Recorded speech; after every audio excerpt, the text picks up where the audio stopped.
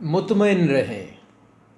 کبھی کبھی آپ پوری طاقت سے کسی کو سکھانے میں، سمجھانے میں یا پھل پیدا کرنے میں محنت کرتے ہیں، مگر محنت بے سود ہی جاتی ہے، پھلدار نہیں ٹھہرتی۔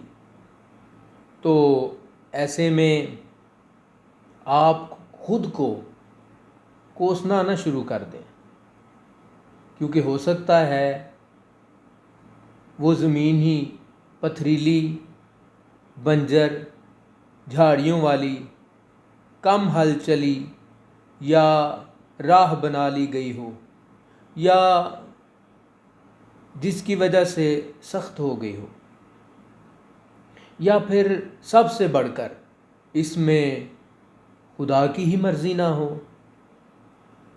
تو اگر آپ نے اپنی طرف سے پوری محنت کی ہے تو آپ مطمئن رہیں۔ اگر پھل نہیں آیا تو اس میں آپ کا قصور نہیں، کیونکہ آپ نے اپنی طرف سے پوری جان لڑائی ہے۔